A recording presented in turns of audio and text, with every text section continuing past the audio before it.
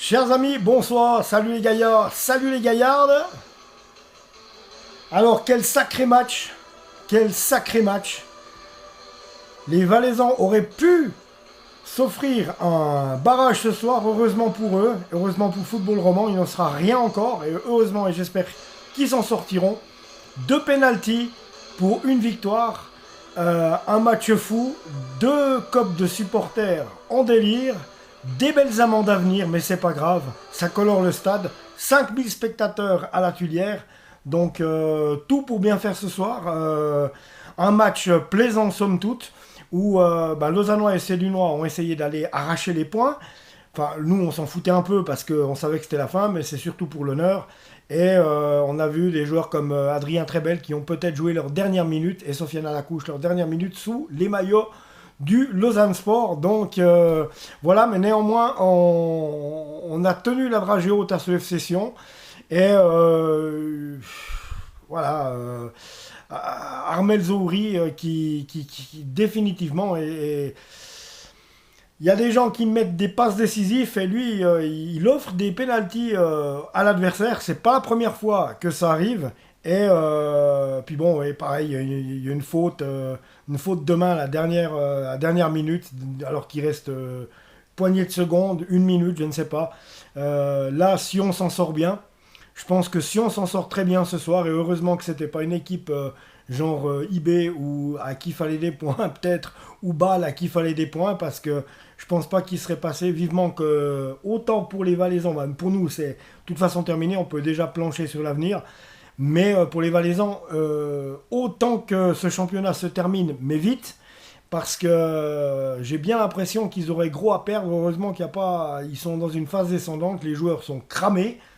On l'a vu, on l'a senti, entre ceux qui s'échauffaient au petit trot et pas vraiment cette envie d'aller chercher définitivement des points en première mi-temps, déjà parce que c'est pendant le match qu'il faut gagner des points, c'est pas attendre comme par exemple hier les pénaltys en finale d'Europa League.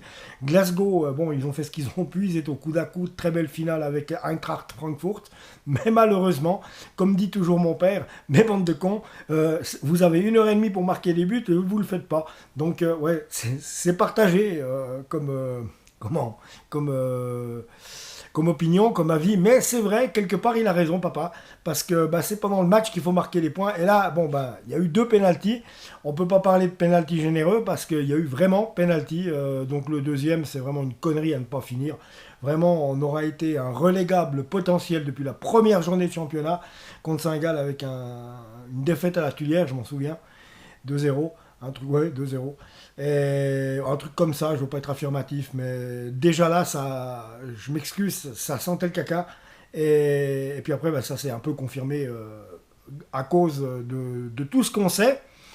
Donc voilà, Ineos n'a qu'à s'en prendre qu'à lui-même pour notre relégation. C'est lui qui a fait que l'équipe, elle est là où elle est. Donc voilà, on est à notre place ce soir. Et je pense que c'est pas grave, on va remonter. Nous, de toute façon, on va remonter. Mais les Valaisans, moi, je vous conseille de mettre la deuxième pour le match de dimanche. Hein. Oui, hein. Parce que là, ça va pas le faire, les gars. Donc, moi, je souhaite qu'une chose. Vous êtes un club roman. Je souhaite qu'une chose, c'est que vous restiez en haut. Hein, on est d'accord. Voilà. Donc, on va y passer maintenant au débrief de ce match. Donc, j'ai dit de l'engagement de part et d'autre, beaucoup de maladresse du côté lausannois, des occasions quand même. Et on va regarder tout ça. Des occasions quand même, mais non concrétisées. Un Lausanne Sport qui souvent, et puis il y a eu deux occasions très franches, valaisannes qui auraient pu finir dedans, et c'est passé juste à côté. Donc voilà. Alors on va voir ça. Tout de suite, tout de suite. Donc LS FC Sion 2-1. Voilà, 2 pénaltys, donc Anto Grigic à la 32e minute et à la 93e minute, donc 2 pénaltys. De quoi se faire du souci quand on voit que les Valaisans n'ont toutefois pas été capables de venir nous marquer des buts dans le courant du jeu. Et puis nous, c'est un contre-son-camp de Kevin Fickencher. Voilà quoi, c'est comme ça, une frappe de Simone Grippo qui tape le poteau, qui va retaper derrière la nuque de Kevin Fickencher. On peut pas vraiment dire que c'est un autogol, même s'il n'a pas fait exprès. Enfin voilà, c'est comme ça. Mais autrement, de l'engagement physique malgré tout. Puis au bout d'un moment, on a senti qu'il n'y avait pas vraiment d'envie. Mais bon, ça dépendait par moment. C'était un match assez bizarre où les Valaisans savaient qu'ils devaient aller chercher des buts et des points. On les a sentis incapables d'aller, même contre une faible équipe, une palote équipe du Lausanne Sport. Mais voilà quoi. Elle était moins palote l'équipe du FC Sion, mais c'est deux équipes de pâles qui se sont vraiment, qui se sont vraiment affrontées ce soir. Donc, alors on va regarder le détail, les amis. Alors, les stats. Les stats. Alors, 19 tirs pour le Lausanne Sport, 13 tirs pour le FC Sion. Tirs cadrés, 3 tirs cadrés pour le Lausanne Sport sur les 19, 6 tirs cadrés sur les 13 pour les Valaisans, donc soit la moitié, quasiment. Possession de balle, c'est Lausanne qui avait la possession de balle à 58%, contre 42% de possession de balle de la part des Valaisans. On est quand même dans une infériorité dans le jeu. Un FC Sion qui a l'air mal en point en cette fin de saison. C'est pour ça que je dis faites gaffe à votre dernier match, parce que là je vous le dis tout net. Les passes, il y en a eu 542 entre les Lausannois, 392 entre les Cédunois. Précision de passe, 86% pour les Lausannois, 77% pour les Valaisans. Des fautes, il y en a eu 14 de commises par les Valaisans, bah mon vieux. 8 de commises par les Lausannois. Des cartons jaunes, il y en a eu 2 du côté valaisan. Je vous en reparle tout de suite. Carton rouge, Dieu merci, il n'y en a pas eu. Des hors-jeux, il y en a eu 1 partout. Et des corners, il y en a eu 5 partout. Donc moi je dis toujours que c'est des occasions potentielles de but. Les corners. Et là, force est de constater que sur 10 corners, il n'y a pas eu de but. C'est un truc de fou. Il faudrait vraiment travailler ces corners à l'entraînement. Parce que franchement, d'être rodé sur les corners, de ne pas gâcher les corners, ça peut amener à prendre l'avantage. Ça peut amener à mettre des buts à des moments opportuns. Et c'est pour ça que ce serait important de bien travailler les corners. Donc voilà, après, c'est pas une science infuse non plus. Hein, sur l'action, il faut déjà le faire, il faut jouer, il faut le faire. Et puis après, ben voilà, une action, c'est 1 seconde. Donc voilà, alors au classement, Sion ce soir se retrouve 8e avec 40 points. Ben mon vieux. Égalité de points avec Getse, sauf que, ben oui. Grasshopper, à la différence de but, eh ben ils sont mieux. Hein. Ils sont beaucoup mieux. Enfin, beaucoup mieux, non. Non. Ils ont même, je vois quoi, il y a 2 buts de plus pour... non, qu'est-ce que je vous dis qu'est-ce que je suis en train de vous raconter pour des âneries. Alors oui, Grasshopper, c'est à la différence de buts qui sont devant Sion. Hein. Alors, but pour Sion, allez, 17 buts pour Sion, 43 buts contre. Ok, Grasshopper, 13 buts pour, c'est pas grand-chose. 54 buts contre. Ah non, ils sont moins bons à la différence de but. Nanana. Non, oui, il y a 64 buts contre le FC Sion. Donc oui, ils sont mieux, ils sont devant, je suis stupide. Donc voilà, en tout cas, il va pas falloir jouer à différence de but, il va falloir gagner dimanche pour les Valaisans. Le FC Lucerne, lui, 37 points, il s'est permis le luxe ce soir de faire une remontada contre Young Boys, les amis. Donc autant vous en parler tout de suite. Une remontada, oui, Lucerne Young Boys, 2-2. Alors que Wilfried Kanga pour IB, 3e minute, c'est 1-0. 6e minute, donc 3 minutes plus tard, on a pensé à une avalanche de buts. Donc c'est Edmilson Fernandez qui inscrit le 2-0 pour IB. 23e minute, c'est Sorgic pour Lucerne et Urgrinic à la 69e pour la remontada. Donc une équipe de Lucerne qui va pas si mal, mais qui toutefois, elle n'est pas exempte. Elle n'est pas exempte de jouer encore le barrage aussi. En tout cas, je souhaite aux Valaisans que ce ne soit pas eux qui doivent le faire. Donc oui, ce soir, c'est les Lucernois qui sont barragistes avec 37 points. Donc il y a 3 points. Il y a 3 points d'écart. Donc le dernier petit match, il faut le gagner les Valaisans. Ou bien faire au moins un petit match nul à nouveau. Parce que là, si Lucerne venait à gagner et vous à perdre, c'est vous qui seriez sur le fil du rasoir à la dernière journée. C'est vous qui seriez barragiste. Ça ferait mal de voir deux romans en dernière place quand même. Hein. Donc voilà. Alors, les Cédunois, là, c'est vraiment dommage d'en être arrivé là pour attendre la dernière qui sonne, parce que ça méritait mieux. Ça méritait mieux. Donc, on va regarder maintenant le détail encore du match. Alors, le détail du match, les amis. Alors, on a vu les compos, on a vu le classement. On va voir maintenant comment. Oui, les compos. Les compos, les gars. Alors, les compos. Alors, dans les buts du Lausanne Sport. Bon, je vais commencer par les Valaisans. Dans les buts des Valaisans, donc, c'est un système en 4-2-3-1 qui était proposé ce soir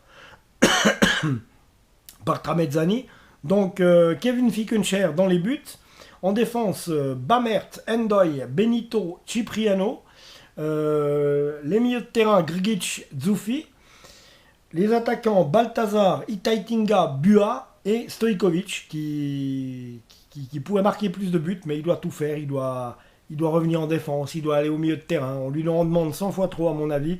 Alors que s'il devait garder sa place d'attaquant de pointe, je pense qu'il pourrait trouver plusieurs fois les filets. C'est un peu l'erreur de Tramezzani à son encontre, à mon avis. Donc voilà quoi. Alors les cartons jaunes, c'est Bamert et Grgic qui les ont pris. Donc dans cette partie, Kevin Bua, Baltazar et Marcos Cipriano ont cédé leur place à Gaëtan Carlen, Moussa Arras, qu'on connaît bien Lausanne, Denis Liapicino. Voilà, ce sera tout pour le jeu. Du côté des Lausannois, alors côté Lausannois, voir ce que notre ami Alain Casanova nous proposait pour son avant-dernier match. Donc, vivement que Magnin arrive, j'espère. Thomas Castella est dans les buts, on est d'accord. Thomas Castella dans les buts, il y avait un 3-1-4-2 proposé par l'ami Casanova. Donc, en parlant de Casanova, vu qu'il s'appelle Casanova, vous savez tous qui c'est Casanova. Hein. Casanova, c'est un homme qui avait multiples conquêtes et une grosse cote de popularité auprès des femmes. Ben, j'espère juste qu'il avait plus de cote de popularité auprès des femmes, hein, Casanova, que de succès de Casanova au Lausanne Sport. Parce que voilà, le mec, il se serait pas tiré grand-chose. Hein, je ne veux pas être méchant. Donc, 3-1-4-2, Thomas Castella dans les buts. En défense, Armel Zouri, le professionnel de donner des pénaltys aux équipes adverses. Simone Grippo, Maxime Punge, qu'on reverra certainement plus au Lausanne Sport la saison prochaine. Adrien Trebel, qui faisait la sentinelle entre les défenseurs et les milieux de terrain, qu'on reverra certainement plus. Sofiane Alakouche en milieu de terrain. Hicham Mahou, Sofiane Alakouche, qu'on reverra certainement plus, je disais. Jean Enguessan, sera-t-il encore là? Stepan Kukuruzovic, sera-t-il encore là encore? C'est toute la question. Marvin Spielmann, acheté pour 1 million de francs à peu près à eBay. 1 million, c'est trop cher là pour le joueur que c'est. Voilà. Et Alvin Sanchez, notre véritable pépite, en qui on a tous nos espoirs. J'ai pas compris Mohamed Zeki Amdouni qui n'était pas aligné sur le terrain. Donc, est-ce que il y avait quelque chose qui n'allait pas? Donc, il n'était même pas sur la feuille de match, l'ami Mohamed Zeki Amdouni. Et moi, j'ai bien peur qu'on est en train de le perdre. Et que c'est certainement la raison pour laquelle, certainement peut-être, je ne vais pas vous avancer n'importe quoi, parce que j'ai pas d'infos. Mais peut-être, ça c'est le symptôme du joueur qui va partir. Donc dans les 2 derniers matchs, le mec n'est pas là, ni pas sur la feuille de match. Que je sache, il n'est pas blessé. Donc à moins que l'info m'ait échappé, mais je ne crois pas. Donc on a tout à craindre pour perdre aussi Mohamed Zeki Amdouni. Et c'est bien justifié par rapport à la saison qu'il a fait, qui n'avait rien à voir avec le club. Sa saison personnelle a été un grand succès. Donc voilà. Voilà les amis, donc on cédé leur place durant cette partie côté lausannois. On cédé leur place, Adrien Trebel, Hicham Mahou, Jean Enguessan, Sofiane Alakouche et Marvin Spielmann ont cédé leur place à Godwin Koyalipou, Fouad Chafik, Toichi Suzuki, Oui, je suis content de le revoir. C'est aussi un très bon joueur, Stoichi Suzuki. Il bouge beaucoup, il propose de l'animation en tout cas en milieu de terrain. Et souvent, il anime, il bouge, il secoue l'adversaire et ça va bien. Et eh bien, Diogo Rafael Mendes Caraco, donc Diogo Caraco, pour faire plus court, a joué également. Et Try Bailey Cole, donc je ne suis vraiment pas fan du tout, a joué aussi. Donc voilà, c'est bien tout ce qui nous était proposé ce soir à la Tuilière, une défaite de 2 buts à 1 dont tout le monde se foutait un peu. 5000 spectateurs à peu près à noter aujourd'hui, c'est cool. Donc ça s'explique avec le confinement qui a retenu tout le monde. Et puis il faut dire que Lausanne Sport FC Sion, c'est toujours une superbe affiche. Donc voilà les amis. Donc je vous disais là, moi ça c'est personnel, hein. C'est pas quelque chose que j'ai lu ou qu'on m'a dit. J'ai bien peur que la non-présence de Zeki Amdouni ce soir dans les rangs du Lausanne Sport veuille annoncer un départ.